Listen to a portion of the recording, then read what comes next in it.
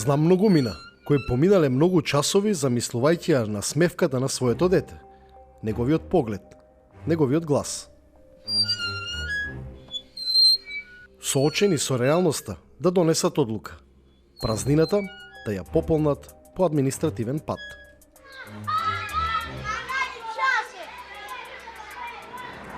Мојата дилема е колку на тој пат е силна љубовта.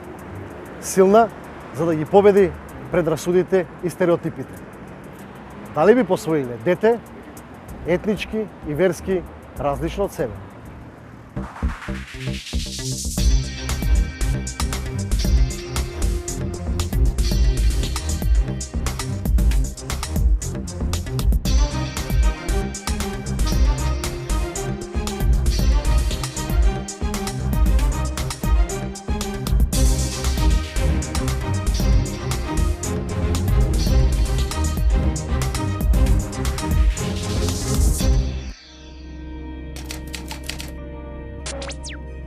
Кај сум посвоен? What happens in the family stays in the family.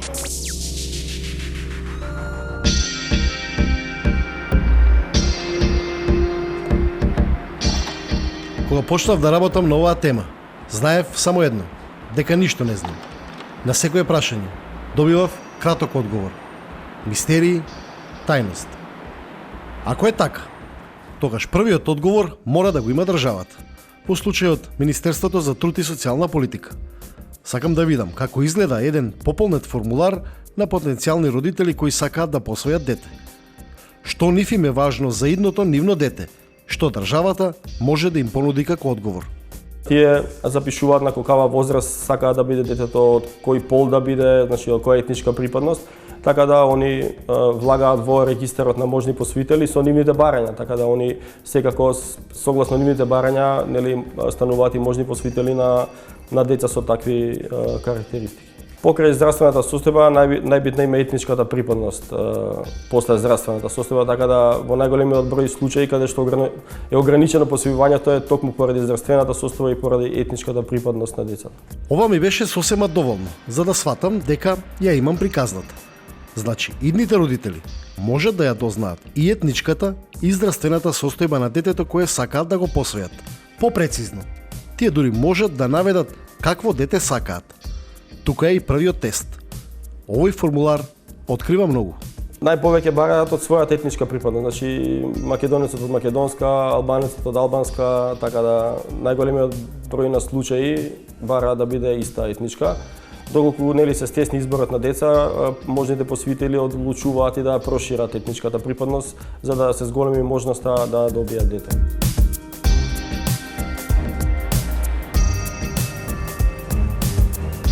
Ако овде ја завршам потрагата, ќе донесам заклучок дека во желбата да се има дете, љубовта е поразена од предрасудите и стереотипите.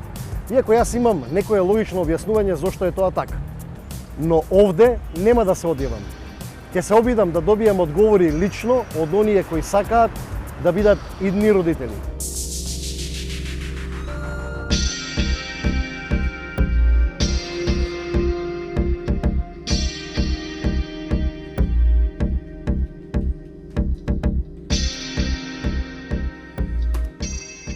Не вере.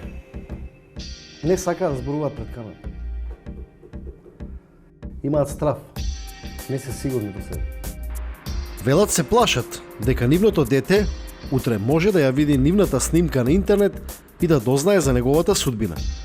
Секој втор одговор беше поврзан со стравот од некаква реакција на околината.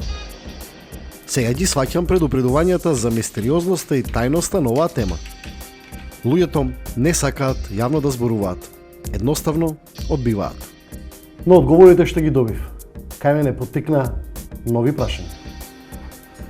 Знам луѓе од јавниот живот кои не ги кријат своите животни приказни. Одам кај нив. Јас мојот живот не можев да го замислам без деца и јас и во мојата книга во Трофеј пишувам дека јас како многу мала сонував дека јас имам 2 деца посвоени. И тоа може звучи вака бајковито, една убава приказна, но на крајот се реализираше дека е тоа така. Мина имаше 9 месеци кога ја посинивме. Кирил имаше 2,5 години. Беа братче и сестриче и за волја на вистината не сакал Биолошки да ги земе. брат, Да, биолошки се, да. И не сакал никој да ги земе, отпиле 2. Знаете како? Не, едно ќе земеш, па сега каде одеднаш 2. Ама јас бев доволно храбра и луда условно да сакам да ги земам 2, прво затоа што беа преубави на вистина. Како да не се од тука. И ден денес така изгледаат, имаат нека многу убава физиономија, плави се, бели, многу се убави. Но прашањето е, одговорот на вашето прашање е дека зошто имаат луѓето проблем да зборуваат, е затоа што се себични. Оти нивната лага, односно нивното помирување со фактот јас нема да го кажам тоа на моите деца за да ги заштитам, е всушност една голема лага. Тие не ги го заштитуваат детето. Тие се заштитуваат самите себе си. И јас не гледам тука никаков проблем, ниту срам да кажеш дека тие се посинети деца и дека тие се исти како и останатите деца. Тие имаат исти права, дури напротив, посвоителите им дале можност да живеат во многу подобри услови отколку хипотетички да останеле во домот за доенчиња, потоа да завршат во 11 октомври. Без какви било дилеми, ми го раскажа своето искуство. Сега да видам колку луѓето во Македонија кои сакаат да посвојат деца или кои посвоиле деца, им е важно Добро? тие деца од каде потекнуваат, етничката, верската И припадност. анамнезата, да. Јас во моето барање напишав дека мене не ме интересира ниту колка ви се, ниту од која етничка припадност, ниту кој е полот. Има многу често нели бараат машкост да биде, ниту етничката припадност, ниту националност. Мене не ме интересираше, ниту пак ме интересираше дали албанче, ромче, србин, македонец, босанче. Просто не ме интересираше. Мене ми беше важно да имам деца кои што можам да ги истигнам, да ги истерам на прав пат. Но, кога ќе наидете на таков одговор, не знам, многу тешко се посинува, да знаете дека многумина од потенцијалните посвоители инсистираат на барања кои што се на ниво на желботека. Не може тоа така. Значи, ако сакате да посините дете, тогаш ќе го посините. Здраво, право. Вие знаете дека со disability странци посинуваат од Македонија. Американци, италијанци доаѓаат и посинуваат дечиња кои што имаат се со специјални потреби, ама на вистина. И тие деца живеат среќно надвор од Македонија. И мислам дека кај нас менталната матрица се уште не е доволно созреана за да бидеме малце пошироки, поотворени, да ги примеме сите дечиња еднакво. Затоа што знаете како, кога ќе го земете вие тоа дете, тоа е ваше. Неговата етничка припадност нема врска. Тоа сега да прашам од искуството, да речеме, родителите посвоители се оние кои што ја внесуваат етничкиот дух, верскиот дух, култура на живење. Културата на живење на тие деца или Апсолутно. Генетскиот код се гледа подоцна веројатно во развојот, кога знаеш дека не може да ги очекува или да се очекуваат твоите таленти, ти што ги имаш, па гледаш дека некаде пројавува интерес каде што досега не си го забележал во твоето семејство, во мојот генетски код. Но апсолутно. Значи јас важам за рок-н-рол Tiger Mom. Значи јас, моите деца живеат со одлична рок-н-рол музика, не живеат по стереотипи, се, барем јас знам, така ми имаат кажани, другите се многу воспитани, многу имаат развиена емоционална интелигенција, социјална интелигенција, значи кога ќе ви види вас мина вегушка, многу е топла со енергија. Ова искуство ме враќа на почетокот. Во Македонија сепак има луѓе за кои не се важни етничката, верската припадност. Луѓе на кои најважна им е детската насмевка во родителската љубов. Сега е време да побарам одговори на моите дилеми од научен аспект. Родителите се свесни дека кога ќе посвојат дете со друга боја на кожа, детето набрзо станува свесно дека се разликува од своите родители и поставува многобројни прашања на родителите зашто тоа е поинакво. Мислам дека родителите се исто исплашени како детето ќе биде прифатено во околината. Дали ќе биде можеби предмет на дискриминација, дали ќе биде омаловажуван од неговите врсници и така натаму. И затоа велам дека е вистински предизвик да се посвои дете со друга боја на кожа. Се соочуваат со многу поразлични, многу предизвици, да кажам, тие семејства, кои што се повеќе отколку другите родители посвоители кои што посвоиле деца. Затоа што се настојува, културолошки е малку тоа одредено или се уште ние ги имаме предрасудите во однос на националност, во однос на кога тие предрасуди ќе се надминат, тогаш веројатно и нема да биде така значајно и битно. Меѓутоа сега им е значајно на многу семејства, поготово тенот на бојата, на кожата е значајна, дали е од ромска националност детето, нели, по тоа и ќе се види. Зошто е значајно? Затоа што разликата во однос на бојата, во однос на афинитетите на тоа дете, од нивните афинитети, веднаш покажува дека тоа дете е посвоено. А голем број на родители кои што посвојуваат деца, настојуваат да посвојувањето го остават во тајна. Би било коректно да децата кои потекнуваат од одредена религиозна, верска, етничка групација да бидат посвоителите, барем еден од родителите со истиот, би рекол, со истата поставено, за да можат да се интегрираат посоодветно. Но тоа не ја исклучува можноста да и друга етничка или верска или религиозна пределба усвојат дете, затоа што најбитно на детето му е вниманието, љубовта од родителите. А таа не разбира граници, религии, етничка припадност, јазична припадност. Зборам во глобален контекст, во нашиот контекст е важно заради прилагодување на детето во моментот за да може да се интегрира посоодветно, да биде прифатено. И мислам дека и на самите родители и не име приоритет тоа, дури има родители кои се подготвени да усвојат дете и со одредени деца со посебни потреби. И мислам дека тоа е хумано и благородно од нив да се потрудат да вложат максимална енергија и напори да водат грижа за дете кој навистина ќе знае дека цел живот ќе мора да му се посветат максимално, зашто тоа бара навистина големо внимание. Сега веќе ја создавам сликата за мојата приказна. Јасни се и контурите на рамката. Се гледа и ликот на профилот од родителите посвоители. Љубопитноста ме води кон животните искуства на оние кои некогаш биле на списокот на државата, како деца кои чекале нечија одлука да ги прифатат како дел од заедничкото семејство. Во мојата потрага и овде се соочив со истите проблеми. Ниту обидите за заштита на идентитетот не помогнаа. Мислам дека конечно го најдов. Имаме соговорник. Игор е нашата страна. Ја ги излезам со нив, ако се плашат сами да излезат. Мене не ми е здрав. Мене ми е желба не да се појавам на телевизија. Да го најдам тоа што го барам. И истите тие, следено ги на Facebook групи, ги замолувам да се појават сами, со мене, без мене, кај вас на телевизија, кај било која телевизија. Зашто овој глас не можам сам да го дигнам. Од разговорот со Игор, наместо заклучок за мојата емисија, јас добив нови прашалници.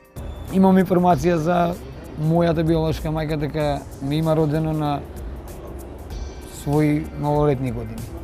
Она не била полнолетна кога ме родила. Ме посетувала 3 до 4 месеци, после тоа се губи трак или информација имам дека е замината надвор од земјава, каде, како и што, немам никаква информација за сето тоа. Јас сум сепак пак благодарен од дотичната господја која ми даде тие информации, што сепак таа била жива кога ме родила и драго ми е да е жива кај и да е.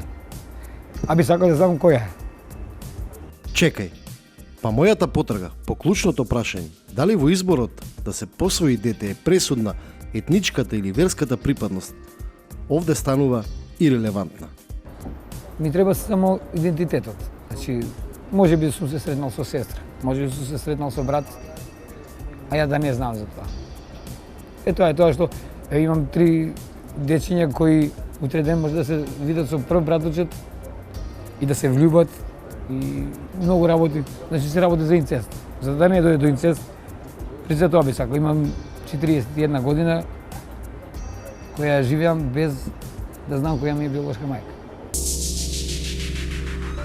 Јас сум повторно на почетокот. Но на еден друг почеток. Која е судбината на овие луѓе?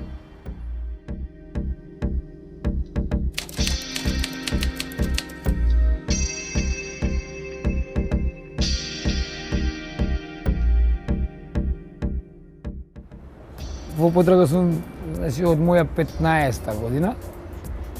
Сознание имам уште од мои 9 години возраст, дека сум посвоен. Се појави во домот 11 октомври и чисто со едно прашање добар ден. Сакам да прашам така и така, во врска со мојот идентитет. Ми спомна дека не е тука, значи тука дека взимаат деца од 3 години па нагоре. Што значи дека ја тука не можам да барам. Мислам, нема да може да ми дадат информација за мене воопшто. Не пратија во мајчин дом, во аеродром, се појавив и таму. Директорот на установата ми објасни дека не се работи за тука, дека ќе морам да побарам информации во Центарот за труд и социјала. Се појавив и таму ми рекоа дека се е тоа во ред, само што нема да може да ми дадат таква информација, затоа што се работи за службена тајна. Игор е само еден од околу 100 поединци кои, секој на свој начин, по своји канали, со години се во потрага по своите биолошки родители. На тој пат, пречка им прави државата. Единствената која некаде во архивските подруми, обвиткани во прав, ги има одговорите на нивните прашања. Проблемот е што во Законот за посвојување од 73-та на СФР, кој што бил преземен и подоцна со самостојувањето, не постоела никаква одредба за тајност. Значи немаме член каде што вели податоците за посвојувањето се тајна. Со измените на Законот за семејство 2004 година веќе се воведува овој член и од тогаш имаме стрикно определување дека податоците се тајна. Меѓутоа, Министерството за труд и социјала и сите институции, доколку добијат определено барање од посвоените деца кои што се посвоени пред измената на овој закон, на овој член, ги одбиваат барањата при што се повикуваат на законот од 2004. Иако да речеме, детето кое било дадено на посвоење, тој закон не ни важи. Но искуството на Игор, чија потрага почнува во 90-тите, покажува дека и кога не биле државна тајна, податоците сепак не му биле достапни. Во Центарот труд и социјала ми кажа дотична господја која беше вработена таму, она што смееше да ми го каже, пошто со закон не е дозволено да ми каже ни име, ни презиме, ни место на живеалиште. Дека мојата мајка била малолетна. Дали била студентка, дали била средношколка, што и да била, не има родено, поминали 4 месеци, заминала каде, што, како. Не навлегувам. И на моја година и пол, ми имат посвоено луѓе со кои живеам. И сум им многу благодарен. Изминатиот период во соработка со неколку граѓански организации дојдовме до идеја да пробаме да ги обезбедиме податоците кои што се однесуваат на посвоените деца, односно да ги откриеме имињата и презимињата на нивните биолошки родители и на нивното потекло. Започнавме со десетина случаи ширум Република Македонија, кои што се деца посвоени во 80-тите и 90-тите години. Поднесовме барање до центрите за социјална работа, кои што биле овластени органи за да го спроведуваат посвојувањето, да ни ги обезбедат овие податоци, а повикувајќи се на меѓународни договори во кои што се предвидува правото на децата да си го знаат нивното потекло. Конкретно и во самата иницијатива ги наведовме другите земји, при тоа наведовме како е во Србија, Хрватска, Босна, Црна Гора. Во сите тие земји е дозволено правото на увид во податоците и правото на потекло на посвоените деца. Зошто и како во процесот на посвојување деца, нивните податоци, потеклото, биолошките родители стануваат најчувана државна тајна? За мене тоа останува мистерија.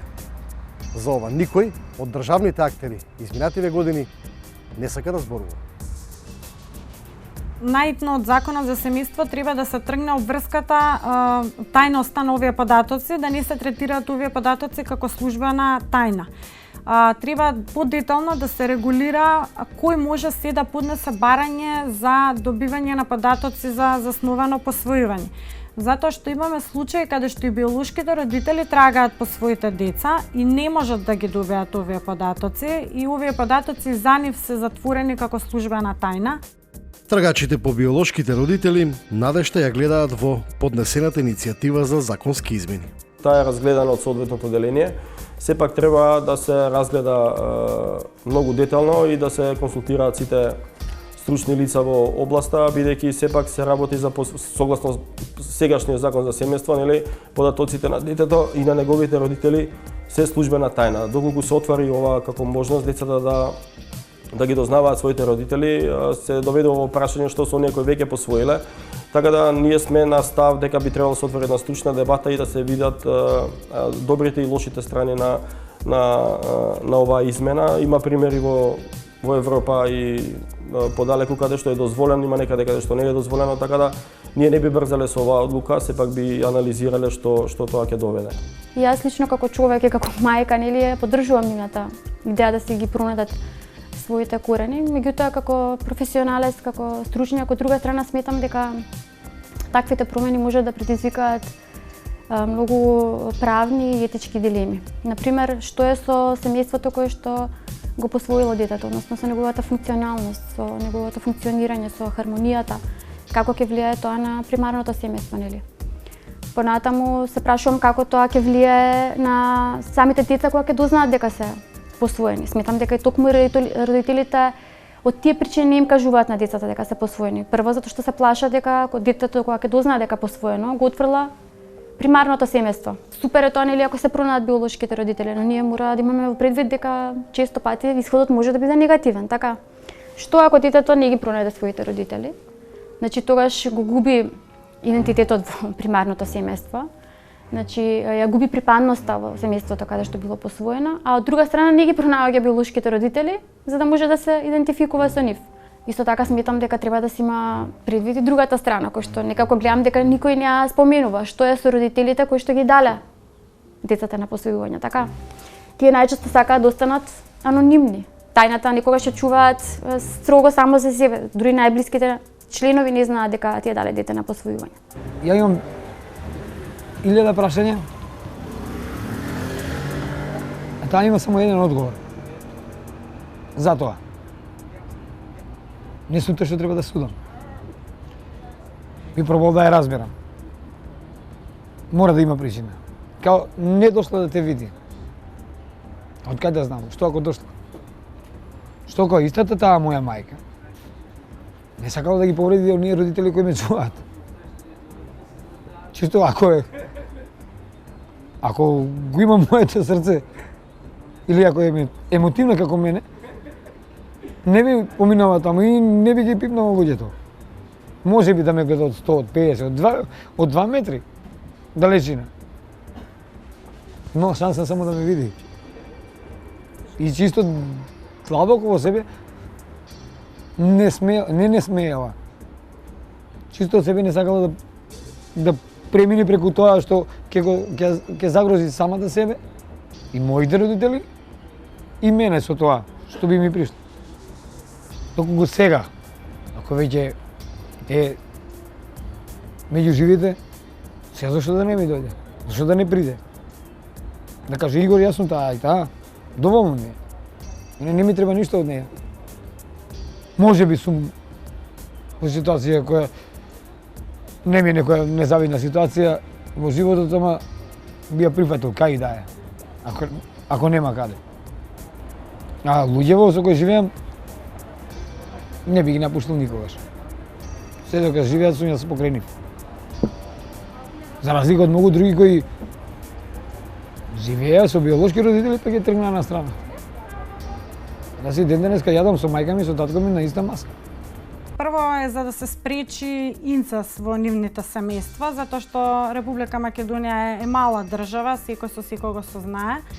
за да ги дознае и да ги дознае медицинските болести. Често пати кога ќе заминат на лекар, лекарот не може значи да испита дали станува збор за некоја наследна болест или не.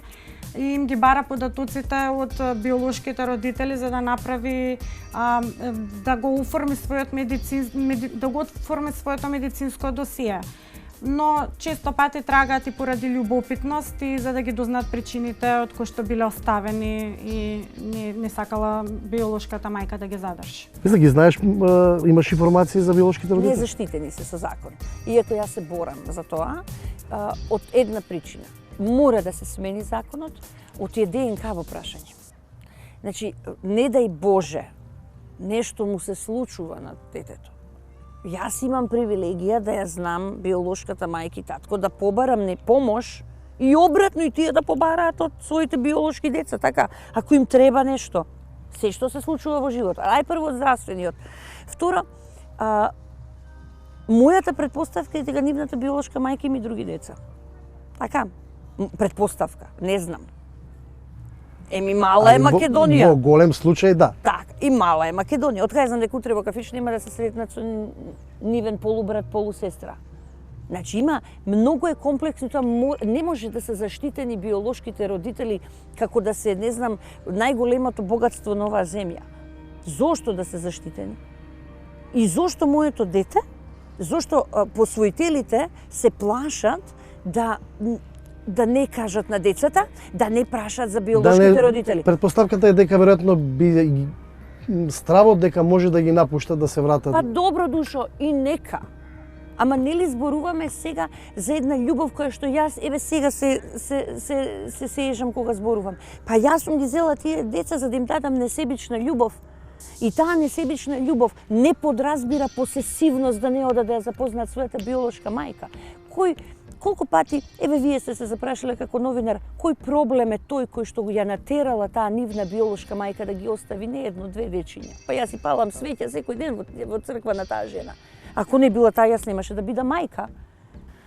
Сега се плашам дека доколку се промени законот, односно доколку во однос на тајноста и доколку податоците бидат достапни и бидат обврзувачки за родителите кои што го даваат детето на посвојување, дали тогаш родителите кои што сакаат, кои што не можат да ги чуваат своите деца или кои што не сакаат да ги чуваат своите деца, ќе бараат нелегални начини да се ослободат од тие деца. Значи тоа мора да се има во предвид, така? Во една потрага не секогаш има јасни и чисти страни. Често пати има и една друга, темна страна, полна со мистерии, тајни сомнежи. Со една таква страна се соочив и јас. Потрагата по неодговорените прашања е следната недела.